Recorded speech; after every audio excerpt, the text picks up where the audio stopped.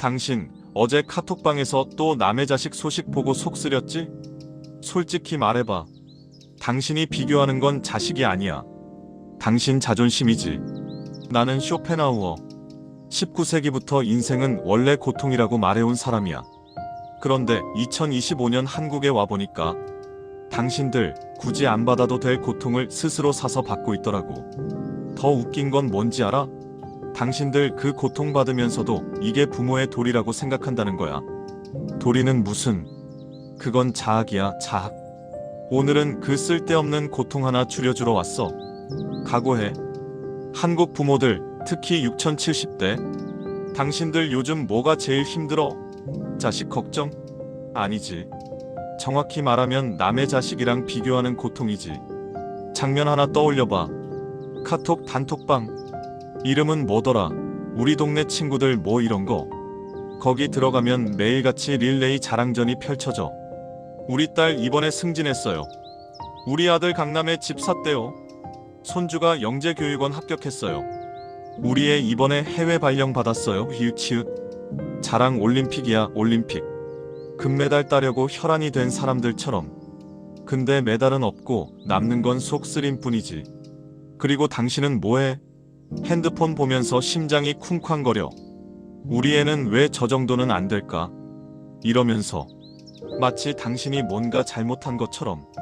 명절은 또 어때? 사촌 형제들 모이면 자식 스펙 품평회가 따로 없어. 너희 큰애는 뭐하니? 결혼은 언제 시키냐? 연봉이 얼마래? 집은 샀어, 전세야? 자식을 인간으로 보는 게 아니야. 마치 당신이 키운 농작물 품평회에 내놓듯이 하더라고. 우리 집 고구마가 더 크다 이런 식으로. 가장 웃긴 건 다들 요즘 애들은 힘들다고 말하면서도 정작 그 힘든 애들을 또 비교한다는 거야. 모순이지 모순. 그리고 당신은 집에 돌아와서 뭐해? 한숨 쉬면서 이렇게 중얼거리지. 우리 애는 왜 저 정도는 못할까? 내가 뭘 잘못 키웠나? 옆집은 다들 잘 사는데 나만 이 모양이네. 그래도 나 때는 이렇게 열심히 살았는데. 이게 뭐야? 이게 인생이야? 아니, 이건 고문이야. 자발적 고문. 아무도 시키지 않았는데 스스로 고문대에 올라가는 거지. 내가 평생 연구한 게 뭔지 알아? 의지. 어렵게 들리지? 쉽게 말해줄게. 인간은 끝없이 뭔가를 원하게 되어 있어. 배고프면 밥 먹고 싶고, 밥 먹으면 더 맛있는 거 먹고 싶고, 그러다 남이 먹는 거 보면 또 부러워. 끝이 없어. 더 가지고 싶고, 더 되고 싶고, 더 인정받고 싶고. 그게 인간의 본성이야. 근데 문제는 이게 절대 채워지지 않는다는 거지. 당신이 남의 자식 보면서 속 끓이는 것도 똑같아. 그게 바로 의지의 노예 상태. 당신 스스로 만든 감옥에 당신이 갇혀 있는 거야. 간수도 당신, 죄수도 당신. 가장 비극적인 건 당신은 이게 사랑이라고 착각한다는 거야. 자식 걱정하는 거, 자식 잘 되길 바라는 거. 아니야. 그건 사랑이 아니라 집착이야. 자, 이제 본론으로 들어가 볼까? 좀 아플 수 있어. 근데 진실은 원래 아픈 법이니까. 첫째, 자식은 당신의 작품이 아니야. 당신이 낳긴 했어. 키우긴 했지. 밥 먹이고 학교 보내고 등록금 대주고. 그건 인정해. 근데 그렇다고 해서 그 인간이 당신 소유물이 되는 건 아니라고. 자식도 당신처럼 고통받으며 살아가는 그냥 또 하나의 인간이야. 당신이 힘들게 살았던 것처럼 그 애도 그의 나름대로 힘들게 살고 있어. 근데 당신은 뭐해? 내가 낳았으니까, 내가 키웠으니까 내 마음대로 해도 된다고 생각하지. 자식을 내 작품이라고 생각하는 순간 당신은 예술가가 아니라 독재자가 돼. 자식이 뭘 하든 어디서 일하든 누구랑 결혼하든 간에 그건 그 사람 인생이지 당신 성적표가 아니야. 당신 인생 성적표는 당신이 어떻게 살았느냐로 매겨지는 거지, 자식이 뭘 했느냐로 매겨지는 게 아니라고. 둘째, 비교는 누굴 위한 거야? 자식을 위한 거? 천만에. 자식은 비교당하는 게 제일 싫어해. 엄마 아빠 제발 저 좀 남이랑 비교하지 마세요. 이거 몇 번이나 들었어? 근데 또 해. 왜? 못 참으니까. 당신을 위한 거? 그것도 아니야. 비교할수록 당신만 더 불행해지잖아. 남이 잘 되면 속 쓰리고 남이 못 되면 은근히 안심하고. 이게 뭐야 이게. 그럼 대체 누굴 위한 거냐고. 당신 허영심을 위한 엔터테인먼트지. 남한테 자랑할 거리 찾으려고 혹은 자랑 못해서 속 끓이려고 하는 일종의 자해야. 정신적 자해. 솔직히 말해볼까? 당신이 자식 자랑할 때 당신이 자랑하는 건 자식이 아니야. 내가 이렇게 훌륭한 부모다라는 걸 자랑하는 거지. 자식은 그냥 당신 자랑의 도구일 뿐이야. 셋째, 비교의 부작용. 당신이 자식을 비교할 때마다 자식은 두 가지를 배워. 하나, 나는 있는 그대로는 부족하구나. 둘, 나도 나중에 누군가를 이렇게 비교해도 되는구나. 축하해. 당신이 대물림의 주범이야. 당신이 부모한테 받은 상처를 자식한테 그대로 물려주고 있는 거야. 그리고 자식도 나중에 자기 자식한테 똑같이 할 거고. 이게 뭐냐면 고통의 연쇄야. 끝없는 고통의 사슬. 내가 평생 말한 게 이거야. 인생은 고통이고 그 고통은 대물림된다고. 근데 여기서 좋은 소식 하나. 당신이 이 사슬을 끊을 수 있어. 지금 이 순간. 넷째, 성공이란 게 뭔데? 당신들이 말하는 성공. 대기업 다니는 거? 의사, 변호사 되는 거? 강남에 집 사는 거? 연봉 1억 버는 거? 그거 다 허상이야.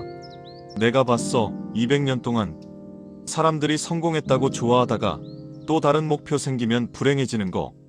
끝이 없어. 대기업 들어가면 임원 되고 싶고, 임원 되면 사장 되고 싶고, 사장 되면 재벌 되고 싶고. 이게 끝이 어디야? 언제 만족해? 결혼하면 애 낳으라 하고, 애 낳으면 둘째 낳으라 하고, 둘째 낳으면 손주 보여달라 하고. 인간의 욕망은 끝이 없어. 그리고 가장 웃긴 건 당신이 바라는 그 성공한 자식들도 불행해. 왜?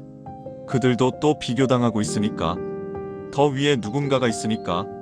나는 평생 말했어. 인생은 원래 고통이라고. 태어나는 것 자체가 고통의 시작이라고. 그런데 당신들은 거기에 추가 옵션을 달아.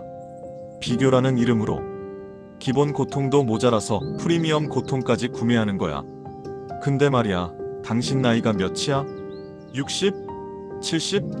인생 반 이상 살았잖아. 이제 좀 쉬어야 되는 거 아냐? 자, 이제 선택해.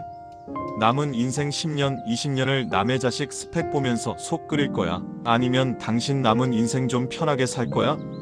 이건 마지막 찬스야. 진짜 마지막이야. 지금 놓아버리면 당신 노년이 편해져. 자식도 숨 쉬고 모두가 행복해져. 아니, 최소한 덜 불행해져. 자, 철학 얘기는 여기까지. 머리 아프지? 이제 실전이야. 구체적으로 뭘 해야 하는지 알려줄게. 릴 카톡 단톡방 과감하게 나가라. 우리 애 대기업 다녀요. 우리 딸 의사예요. 이런 것 뜨면 읽지도 말고 그냥 나가기 눌러. 그게 작은 해탈이야. 당신 정신 건강에 독약인 걸 왜 굳이 마셔? 친구들이랑 연락하려면 따로 연락하면 돼. 단톡방에서 자식 자랑 듣는 게 우정이 아니야. 그래도 친구들이랑 연락은 아니야. 진짜 친구면 자식 자랑으로 대화 시작 안 해. 진짜 친구는 요즘 어때? 밥은 먹고 다녀? 이렇게 물어. 나가기 버튼 누르는 순간 세상이 조용해져. 시끄러운 소음이 사라지는 거야. 한번 해봐. 생각보다 별일 아니야. 이 금지어 3가지 정해라. 자식한테 절대 하지 말아야 할 질문 3가지. 하나, 남들은 다 하는데 너는 왜 안 하니? 둘, 너 친구는 요즘 어떻게 지내? 셋, 언제 결혼할 거야? 이 3문장 종이에 써서 냉장고에 붙여놓고 매일 봐. 그리고 절대 입 밖에 꺼내지 마.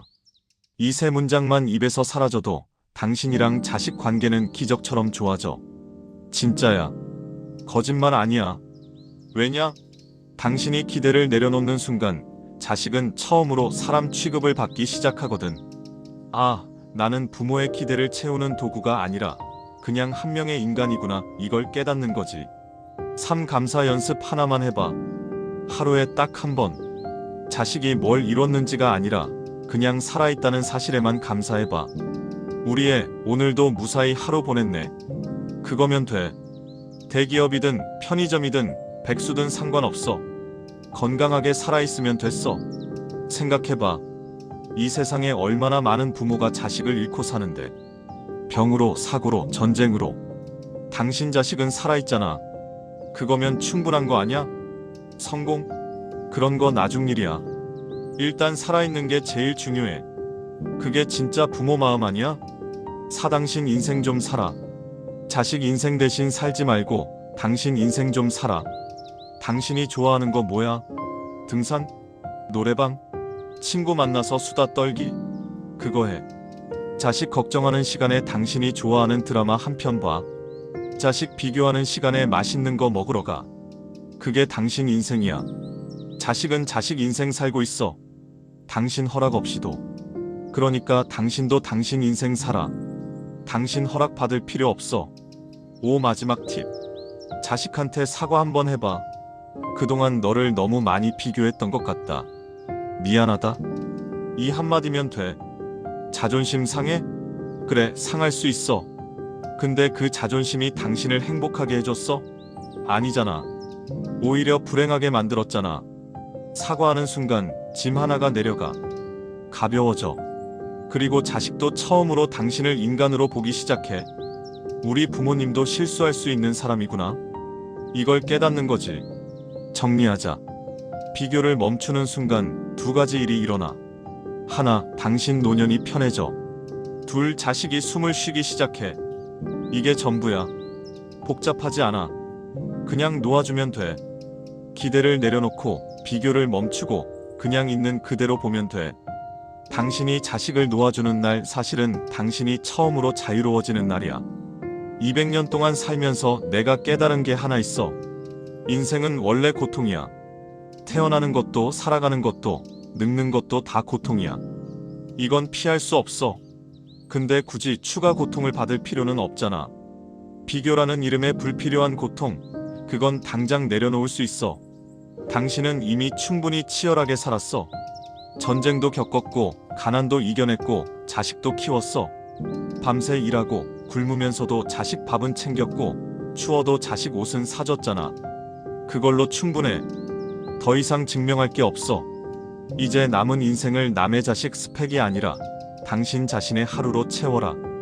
아침에 일어나서 오늘 뭐 먹을지, 누구 만날지, 뭐 볼지. 그것만 생각해. 그게 진짜 인생이야. 거창한 성공도 남들한테 인정받는 것도 아니야. 그냥 오늘 하루를 당신답게 사는 거. 그게 전부야. 자식은 자식 인생 살게 놔둬.